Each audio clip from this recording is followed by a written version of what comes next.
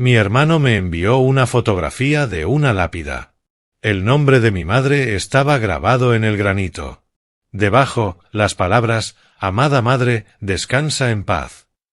El mensaje adjunto decía 5 palabras que me perseguirán hasta el día en que muera. Ojalá estuvieras aquí, hermano. Yo estaba parado sobre una plataforma de construcción a unos 12 metros del suelo en Frankfurt, Alemania. A casi 10.000 kilómetros de casa.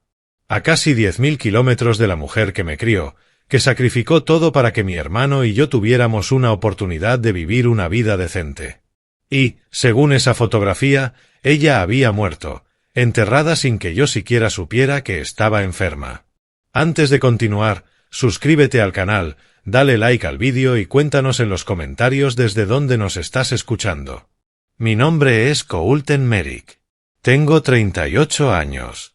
Crecí en un pequeño pueblo a las afueras de Columbus, Ohio, el tipo de lugar donde todo el mundo conoce tus asuntos y las cenas de los domingos son sagradas. Mi madre, Lorraine, trabajó en la cafetería de la escuela durante 31 años. Servía puré de papas y judías verdes a 3 generaciones de niños, y lo hacía con una sonrisa, incluso cuando sus pies dolían y su espalda suplicaba descanso. Ella nos crió a mi hermano menor, Dylan, y a mí, sola, después de que nuestro padre cayera muerto por un ataque al corazón cuando yo tenía 18 años. Por la mañana estaba tomando café en la mesa de la cocina, quejándose del clima. Al mediodía se había ido, así, sin más. Sin aviso, sin despedida. Ese día me convertí en el hombre de la casa. Trabajé en 2 empleos mientras terminaba el instituto técnico. Ayudaba a Dylan con los deberes. Me aseguraba de que las facturas se pagaran y el techo se reparara. Y de que mi madre nunca tuviera que preocuparse por perder el único hogar que había conocido. Ese era mi trabajo. Ese era mi propósito. Proteger a la familia. Dylan era distinto. 4 años menor que yo, pero siempre había parecido que nos separaban 4 décadas en términos de madurez. Encantador, eso sí. Le doy ese mérito. Podía hablar lo suficiente para librarse de una multa por exceso de velocidad o conseguir una bebida gratis en cualquier bar del pueblo, pero nunca podía mantener un empleo. Nunca podía comprometerse con nada que exigiera esfuerzo o sacrificio. Mi madre lo justificaba. Siempre decía que solo necesitaba tiempo para encontrarse a sí mismo. Yo me mordía la lengua porque la amaba demasiado para discutir. Cuando me ofrecieron un contrato de 2 años en Alemania trabajando en sistemas eléctricos industriales para un gran proyecto de infraestructura, el dinero era imposible de ignorar, 3 veces más de lo que ganaba en casa. Suficiente para pagar las facturas médicas de la cirugía de cadera de mi madre. Suficiente para ahorrar para una boda con mi prometida Tessa, una técnica veterinaria con un corazón más grande que el cielo de Ohio. Suficiente para, finalmente, poder respirar. Pero significaba irme. Significaba confiar en que Dylan daría un paso al frente, aunque fuera una vez en su vida. Se había mudado de nuevo con nuestra madre hacía 6 meses, después de que su último alquiler fracasara. Me prometió que cuidaría de ella. Me miró a los ojos y dijo, «Ve a ganar ese dinero, Colt. Yo me encargo. Está en buenas manos». Le creí. Ese fue mi primer error. Durante los primeros 6 meses en el extranjero, todo parecía estar bien. Mi madre me llamaba cada domingo como un reloj. Su voz era cálida y firme. Me hablaba de su jardín, de los pájaros en su comedero, de los chismes de sus antiguos compañeros de trabajo en la escuela. Luego las llamadas empezaron a ser más cortas, luego menos frecuentes. Luego dejaron de llegar por completo. Dylan siempre tenía una excusa. Que estaba cansada. Que estaba durmiendo. Que el teléfono estaba fallando. Yo quería creerle. Necesitaba creerle, porque la alternativa era demasiado terrible como para considerarla. Hasta que llegó esa fotografía. Me derrumbé en esa plataforma en Frankfurt. Un compañero llamado Gunther me sostuvo antes de que cayera por la barandilla. No podía respirar. No podía pensar. Solo podía mirar esa imagen una y otra vez. La lápida, las flores, la tierra recién removida, el nombre de mi madre grabado en piedra. Intenté llamar a Dylan 17 veces. Todas fueron directo al buzón de voz. Llamé a Tessa desde casa y ella ya estaba llorando. Me dijo que Dylan la había llamado 2 días antes para decirle que mi madre había sufrido un derrame cerebral masivo y había muerto pacíficamente mientras dormía. El funeral había sido el día anterior. Dijo que intentó contactarme pero no pudo localizarme. Tomé un avión en cuestión de horas. 14 horas de infierno a 10.000 metros de altura. No comí. No dormí. Solo me quedé allí sentado mirando la fotografía, memorizando cada detalle de la lápida. Había algo que me inquietaba. Un detalle que no podía identificar. Una astilla en mi mente que no me dejaba llorar en paz. Tessa me recogió en el aeropuerto de Columbus. Sus ojos estaban rojos e hinchados. Me abrazó durante largo rato sin decir una palabra. Luego fuimos directamente al cementerio Greenale Memorial. Me paré frente a esa tumba. La piedra se veía exactamente como en la foto. Flores frescas, tierra reciente. Lorraine May Merrick, amada madre. Y entonces lo vi. El año de nacimiento decía 1954. Mi madre nació en 1957. Conozco el cumpleaños de mi madre. Lo he celebrado cada año de mi vida. 15 de marzo de 1957. Yo solía llevarle narcisos porque eran sus flores favoritas y siempre florecían cerca de su cumpleaños. Esa tumba estaba equivocada. Me giré hacia Tessa y le dije, esa no es ella. Ella me miró como si me hubiera vuelto loco. Tal vez lo estaba, pero algo dentro de mí cambió en ese momento. El dolor que había estado aplastándome el pecho durante las últimas 20 horas se transformó en otra cosa, algo más frío, más afilado. Volví al coche y conduje hasta mi hogar de la infancia, la casa donde Dylan había estado viviendo con mi madre, la casa donde se suponía que debía creer que había dado su último aliento. Entré al camino. El césped estaba descuidado. La pintura se estaba pelando. Las cortinas estaban cerradas herméticamente contra el sol de la tarde. Todo en esa casa gritaba abandono. Todo en ella gritaba que algo estaba mal. Subí los escalones del porche y llamé a la puerta. Silencio. Toqué otra vez, más fuerte. Mi corazón latía tan fuerte que podía oírlo en mis oídos. La puerta se abrió lentamente y mi madre estaba allí, viva. Pero no parecía mi madre. Parecía un fantasma usando la piel de mi madre. Su cabello estaba grasoso y sin lavar. Su camisón estaba manchado. Su rostro estaba demacrado, sus mejillas hundidas, y sobre su mejilla izquierda había un moretón del color de una ciruela podrida. Su labio estaba partido y costroso. Me miró con los ojos muy abiertos, aterrados, como si estuviera viendo algo imposible, como si estuviera viendo a un muerto parado en su puerta. Agarró mi brazo con dedos temblorosos y susurró. Coulter, pero me dijeron que estabas muerto. Dijeron que habías muerto en un accidente. Dijeron que no me quedaba nadie.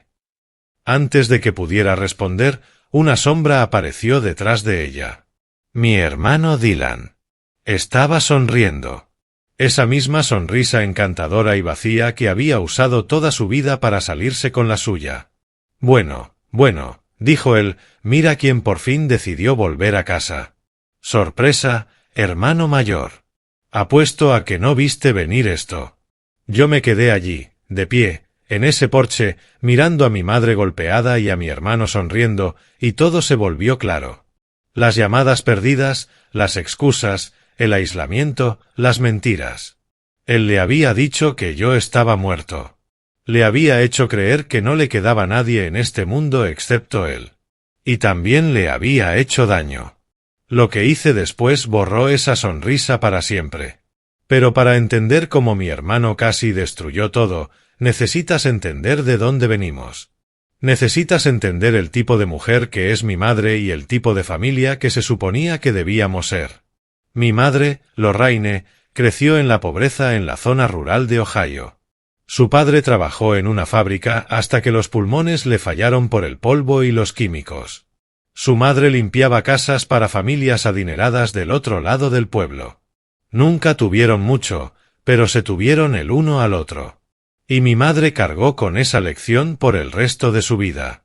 La familia era todo. La familia era lo único que importaba cuando el mundo se volvía frío. Conoció a mi padre, Richard Merrick, en un picnic de la iglesia cuando ella tenía 19 años.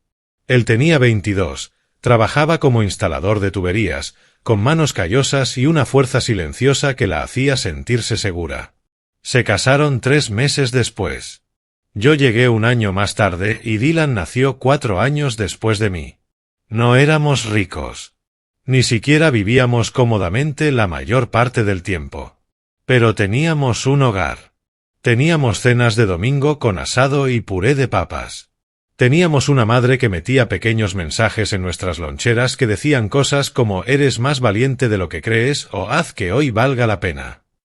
Teníamos un padre que trabajaba horas extra para que pudiéramos tener zapatos nuevos para la escuela y una bicicleta usada para compartir entre los dos. Luego, un martes cualquiera, mi padre se fue. Ataque al corazón, masivo y repentino. Tenía 51 años y murió en nuestra mesa de la cocina con una taza de café a medio tomar frente a él. Yo tenía 18. Dylan tenía 14.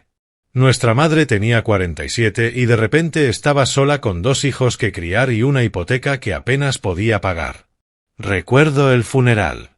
Recuerdo la forma en que mi madre se paró junto a la tumba con los hombros erguidos y el mentón en alto, negándose a dejar que nadie la viera derrumbarse.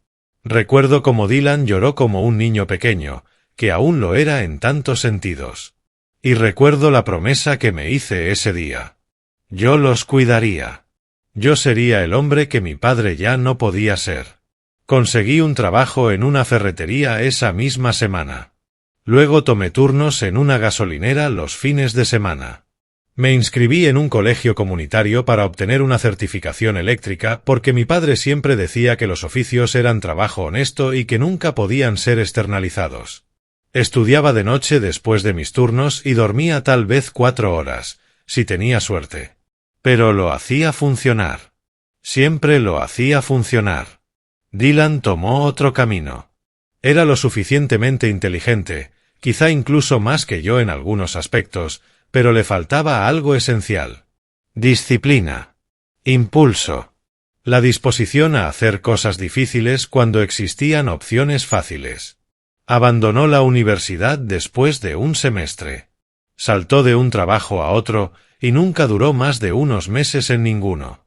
Prestaba dinero que nunca devolvía. Hacía promesas que nunca cumplía. Y a pesar de todo, mi madre lo defendía.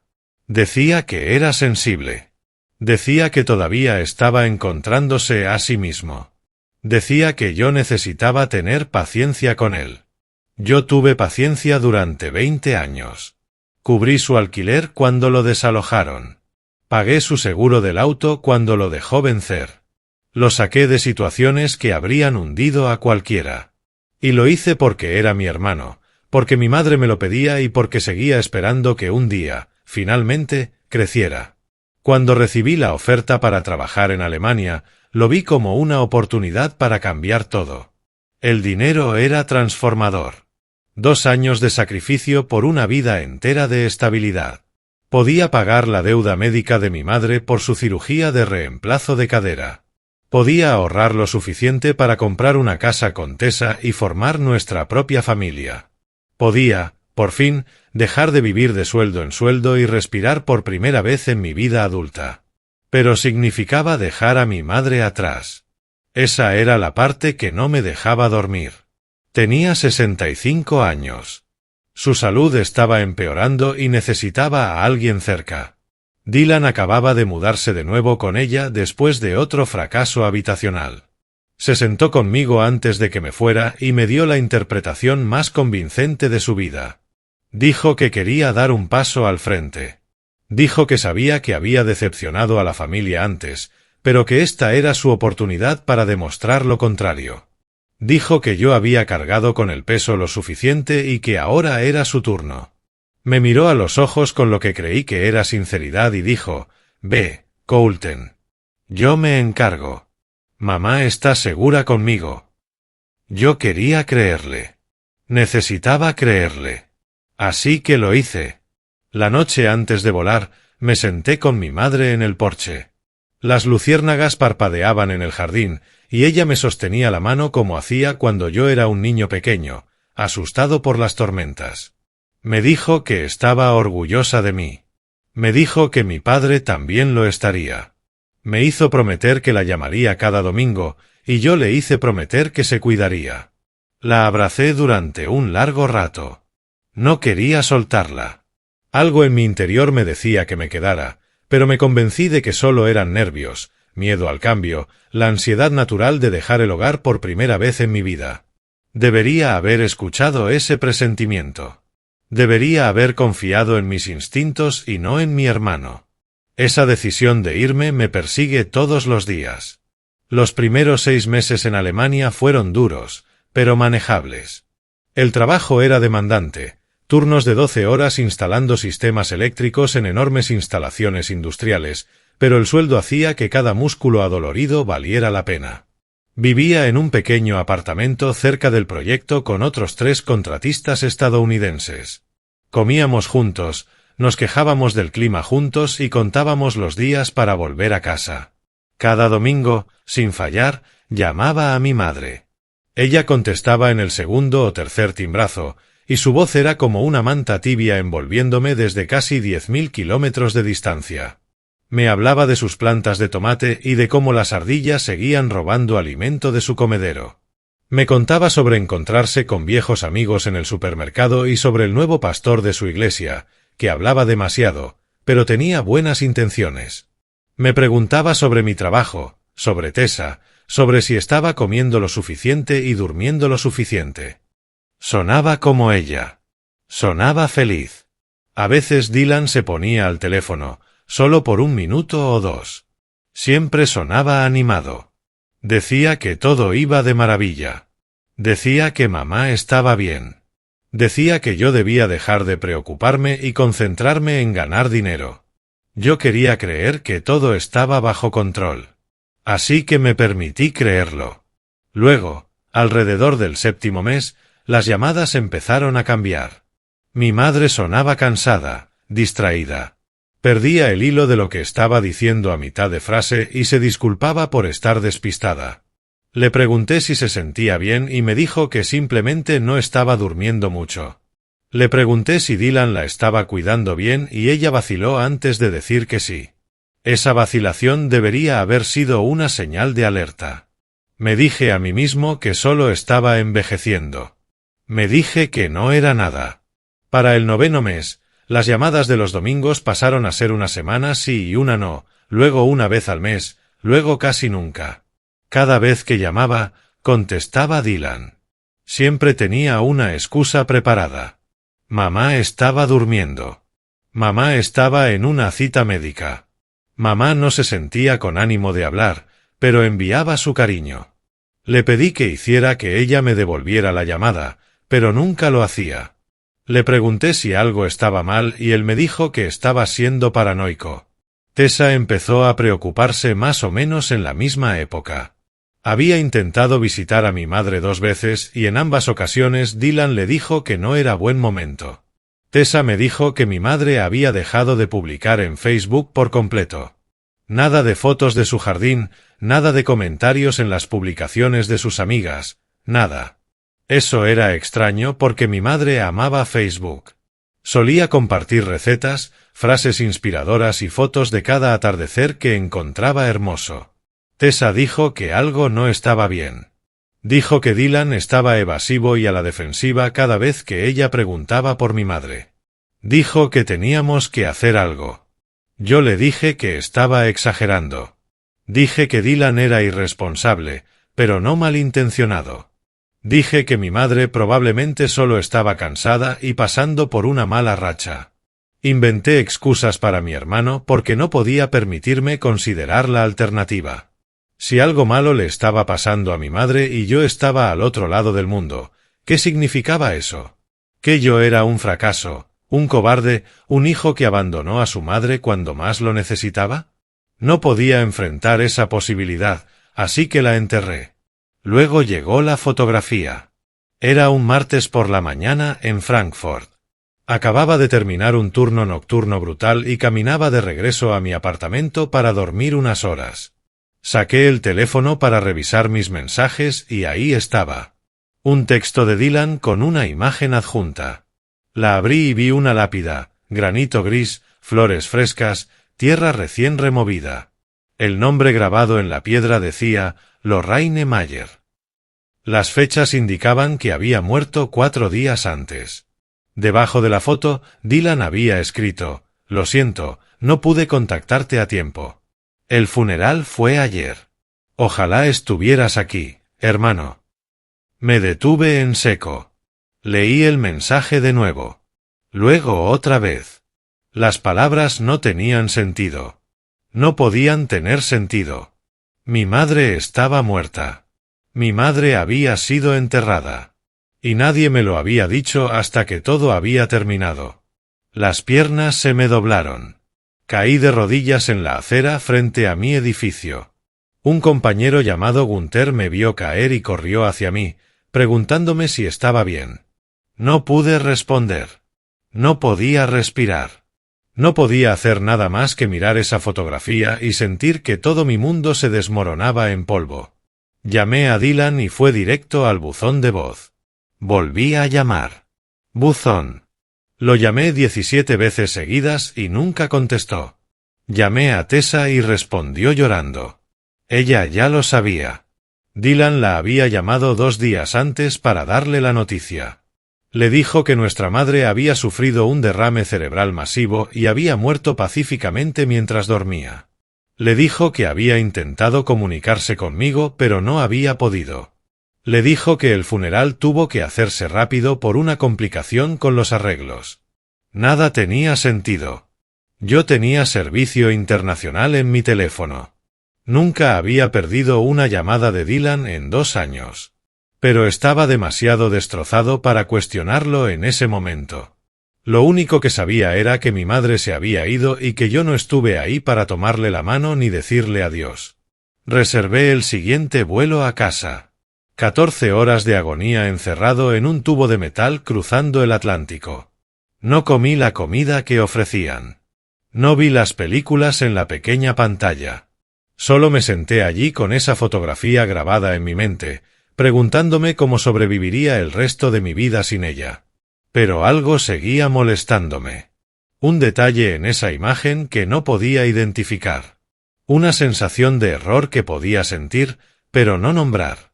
Me siguió durante todo el viaje, hasta el cementerio, donde finalmente descubriría la verdad. Tessa me recogió en el aeropuerto de Columbus.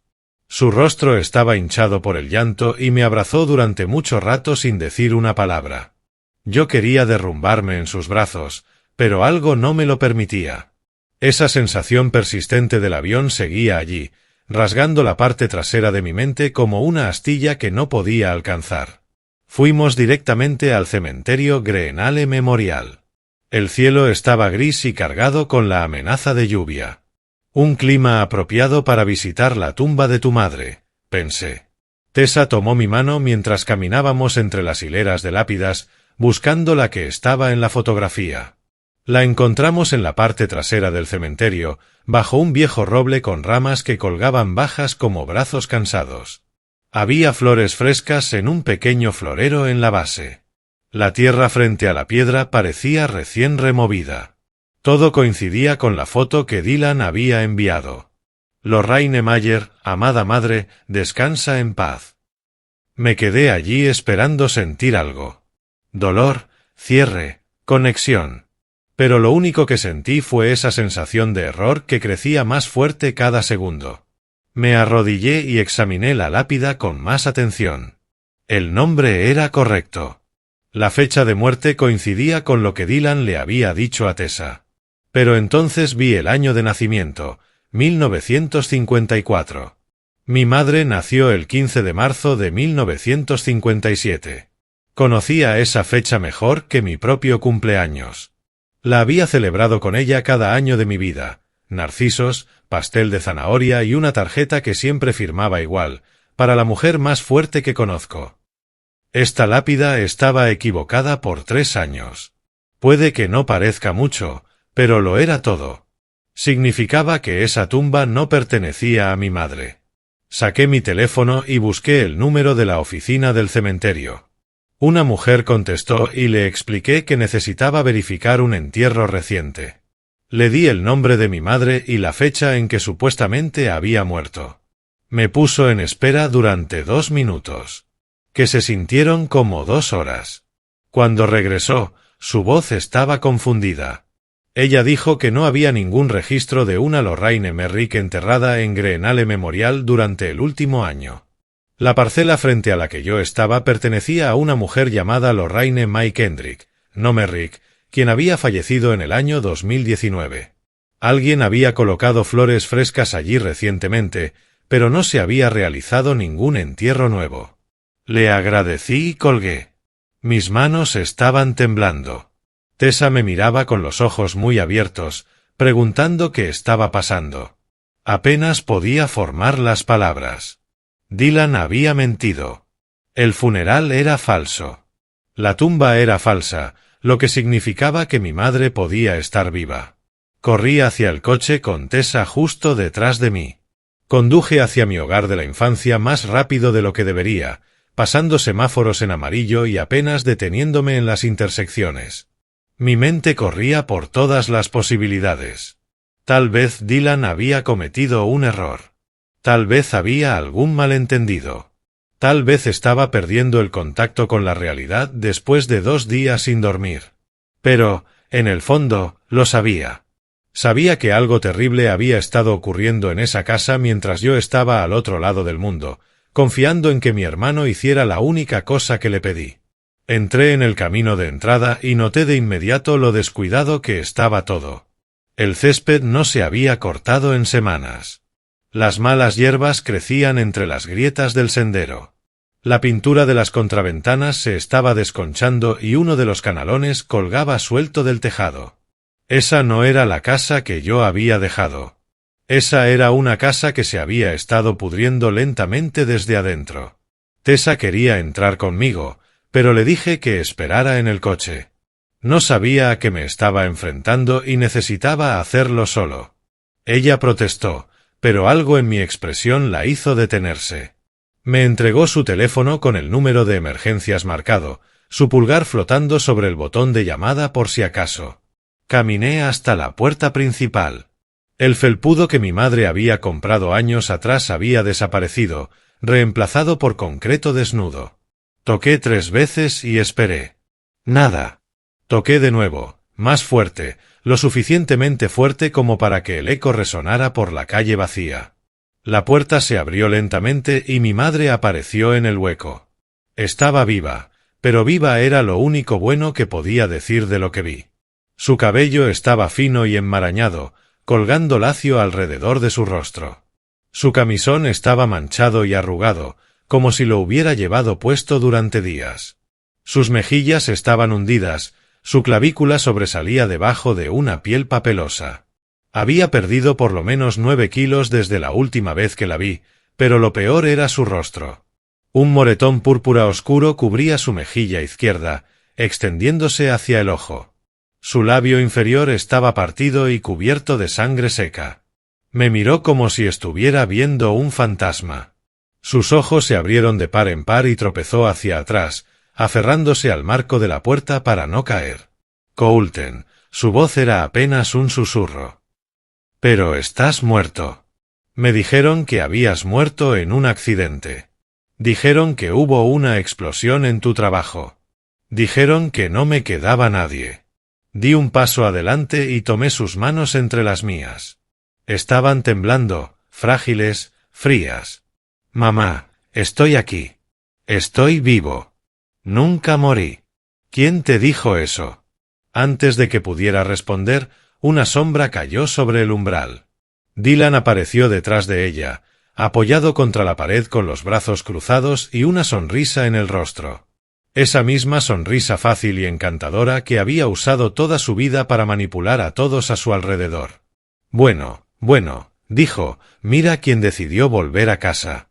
Sorprendido, hermano mayor. Apuesto a que no viste venir esto. Miré el rostro amoratado de mi madre. Miré la mueca de mi hermano. Y algo dentro de mí se volvió frío y quieto, como la superficie de un lago congelado. Tenía una decisión que tomar en ese momento. Podía hacer lo que cada instinto en mi cuerpo me suplicaba que hiciera. Podía ponerle las manos encima y hacerlo pagar por cada moretón, cada mentira, cada momento de terror que le había provocado a nuestra madre. Pero la miré a ella, de pie allí, frágil y asustada, y supe que la violencia solo la traumatizaría más. Ella ya había pasado por suficiente. Iba a destruir a Dylan, pero lo haría de la manera correcta. Respiré hondo y me estabilicé. Mis manos querían convertirse en puños. Mi mandíbula quería apretarse hasta que mis dientes se quebraran, pero mantuve mi voz tranquila y mi postura relajada. No le daría a Dylan la satisfacción de verme perder el control. Mamá, ve a sentarte a la sala. Necesito hablar con Dylan un minuto. Ella nos miró a ambos con ojos aterrados, sus dedos aún aferrados a mi brazo, como si temiera que volviera a desaparecer. La guié suavemente hacia el sofá y la ayudé a sentarse. Era tan liviana, tan frágil, como un ave con las alas rotas. Dylan se quedó en el umbral, todavía con esa expresión arrogante. Creía que había ganado. Creía que no había nada que yo pudiera hacer. No tenía idea de lo que estaba por venir. Saqué mi teléfono y abrí la cámara. Pulsé grabar y lo apunté directamente hacia él. ¿Qué estás haciendo?, preguntó, y su sonrisa titubeó por primera vez. Documentando. Quiero un registro de todo lo que ha pasado en esta casa. Él se rió, pero sonó forzado. Guarda eso. Te ves ridículo. Lo ignoré y caminé hacia mi madre. Me arrodillé frente a ella y hablé despacio pero con firmeza, asegurándome de que la cámara captara cada palabra. Mamá, necesito que me digas lo que ha estado pasando. ¿Puedes hacer eso por mí? Cuéntame todo. Ella miró el teléfono, luego a mí, luego a Dylan al otro lado de la habitación. Sus manos temblaban en su regazo. Por un momento pensé que estaba demasiado asustada para hablar. Luego algo cambió en su mirada. Una chispa de la fuerza que recordaba de mi infancia. La mujer que había criado a 2 hijos sola y nunca se había quejado. La mujer que había enfrentado cada dificultad con el mentón alto y los hombros firmes. Ella empezó a hablar. Me contó cómo Dylan le quitó el teléfono 3 meses después de que yo me fui. Dijo que era para protegerla de los estafadores. Luego le quitó las llaves del coche porque dijo que ya no era seguro que condujera. Luego le quitó la chequera y las tarjetas de crédito porque dijo que él se encargaría de todas las cuentas a partir de entonces. Me dijo cómo controlaba cuándo podía comer y cuándo podía dormir, cómo la encerraba en su habitación algunas noches cuando salía. Cómo le gritaba cuando ella pedía llamarme. Cómo le dijo que yo había muerto en un accidente laboral en el extranjero. Cómo le mostró un artículo falso en su portátil sobre una explosión en un sitio de trabajo en Alemania que había matado a 3 trabajadores estadounidenses. Cómo dijo que mi cuerpo había quedado tan quemado que no se podía recuperar. Me contó cómo había llorado durante semanas. Cómo había deseado morirse ella también. Cómo Dylan le dijo que no le quedaba nadie en el mundo excepto él, y que si no hacía exactamente lo que él ordenaba, la enviaría a un asilo y moriría sola. Luego me contó la primera vez que él la golpeó. Había sido hace 2 meses. Ella había intentado caminar hasta la casa de la vecina Mabel para pedir ayuda. Dylan la atrapó en el porche y la arrastró de vuelta adentro. Le dio una bofetada y le dijo que si intentaba algo así otra vez, se aseguraría de que lo lamentara.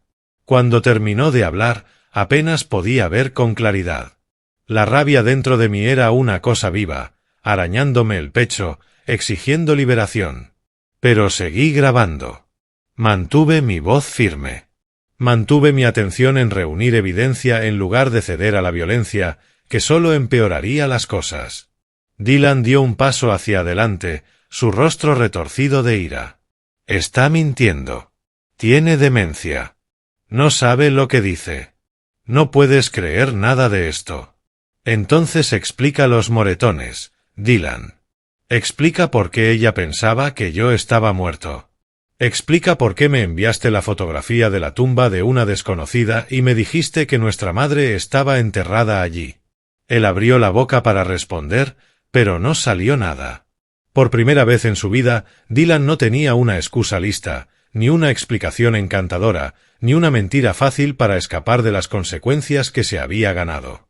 La puerta principal se abrió detrás de él y Mabel Kenny entró.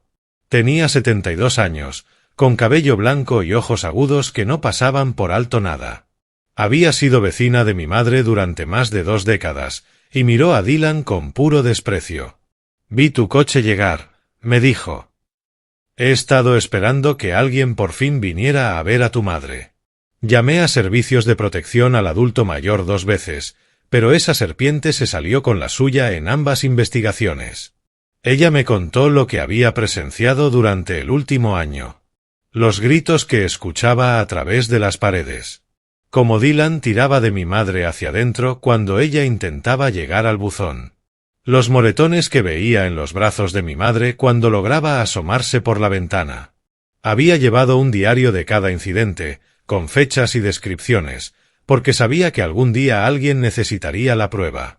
Escuché sirenas a lo lejos, acercándose. Tessa había llamado al número de emergencias en el momento en que entré a la casa. 2 coches policiales llegaron a la entrada en cuestión de minutos. Los agentes revisaron mi vídeo y hablaron con mi madre y con Mabel por separado. Fotografiaron cada moretón en el cuerpo de mi madre.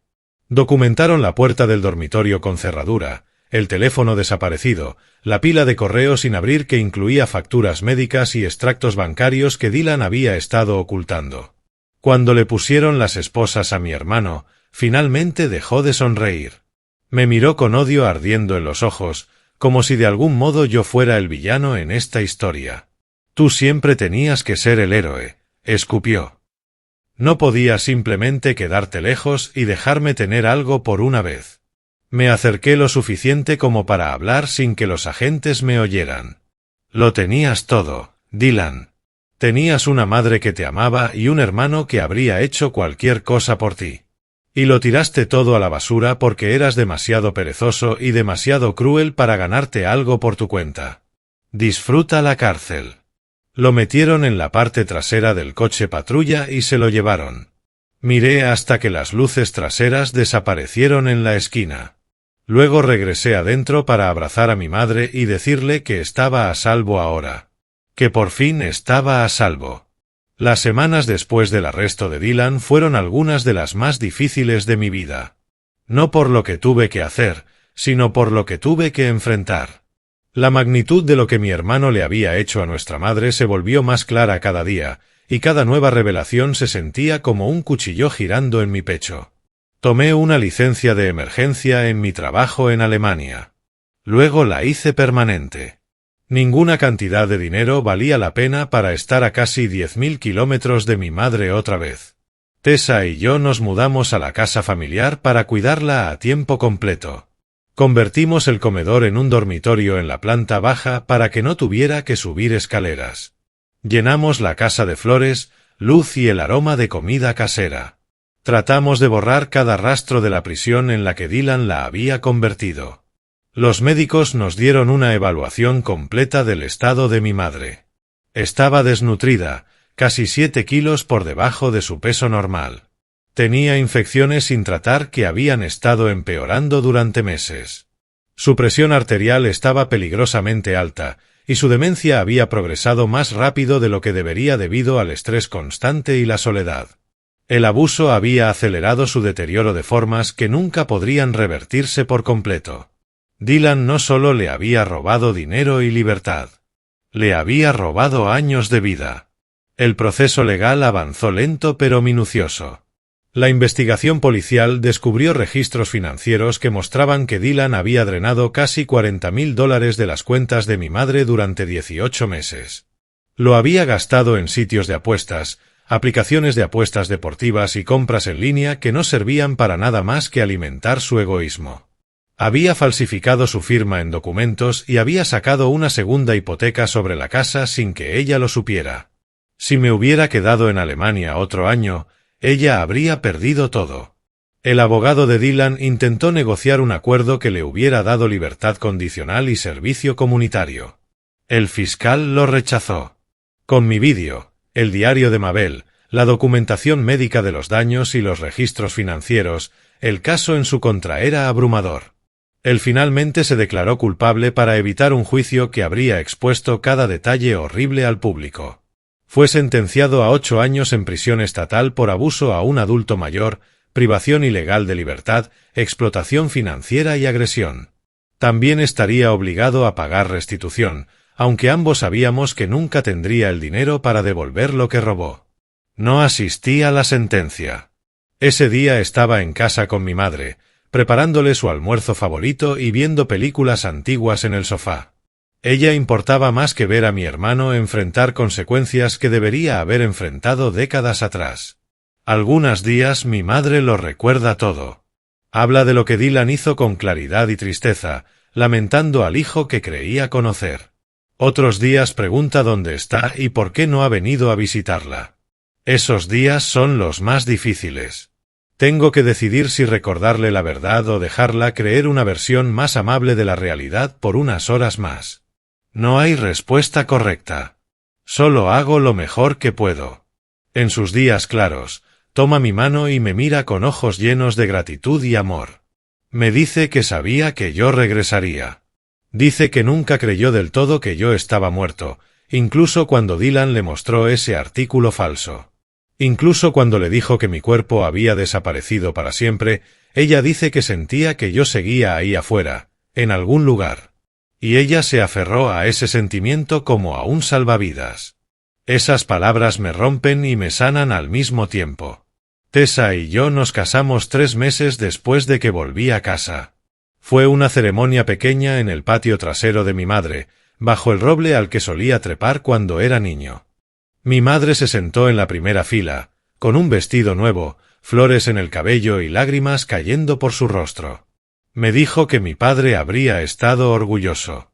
Me dijo que yo había resultado exactamente como siempre había esperado. Pienso en lo que aprendí de todo esto todos los días. Aprendí que la distancia no protege a tu familia. La presencia lo hace. Aprendí que la confianza debe ganarse y comprobarse, incluso con las personas que comparten tu sangre. Aprendí que el mal no siempre se ve como un monstruo. A veces se ve como una sonrisa encantadora y una promesa de que todo está bajo control. Sobre todo, aprendí que no puedes esperar a una crisis para demostrarles a las personas que amas que te importan. Tienes que demostrarlo ahora, hoy, antes de que sea demasiado tarde. Todavía me siento en el porche con mi madre cada domingo por la tarde. Observamos a los pájaros en el comedero que instalé la primavera pasada. Ella me cuenta historias que he escuchado cientos de veces sobre mi padre, sobre mi infancia, sobre el día en que nací. Y yo escucho cada palabra como si fuera la primera vez, porque algún día esas historias serán todo lo que me quede de ella. El domingo pasado, ella tomó mi mano y me miró con absoluta claridad. Colton, ¿sabes por qué nunca me rendí? Incluso cuando Dylan me dijo que tú te habías ido. Negué con la cabeza. Porque me prometiste que siempre volverías. Y nunca me rompiste una promesa en toda tu vida. Sabía que encontrarías la manera. Apreté su mano y miré la puesta de sol sobre el patio donde crecí. El patio donde aprendí a montar bicicleta, a lanzar una pelota y a ser un hombre. El patio donde mi madre casi lo perdió todo porque confié en la persona equivocada. Nunca más. Si tienes a alguien a quien amas, no esperes recibir una llamada que destruya tu mundo. Llámalo hoy. Visítalo este fin de semana. Míralo a los ojos y asegúrate de que esté bien. Porque las personas que quieren hacerles daño a quienes amas cuentan con que estés demasiado ocupado, demasiado lejos o demasiado confiado para darte cuenta. No les des esa oportunidad. Y si esta historia te conmovió, si te hizo pensar en las personas de tu vida que te necesitan, te pido que hagas algo por mí. Dale me gusta a este vídeo para que más personas puedan escuchar este mensaje. Compártelo con alguien que lo necesite. Déjame un comentario y cuéntame quién es la persona en tu vida a la que vas a revisar hoy. Y si todavía no formas parte de esta comunidad, suscríbete al canal y activa las notificaciones para que no te pierdas otra historia. Estas historias importan. Tu presencia importa. Las personas que amas dependen de ti. Gracias por ver. Nos vemos en el próximo.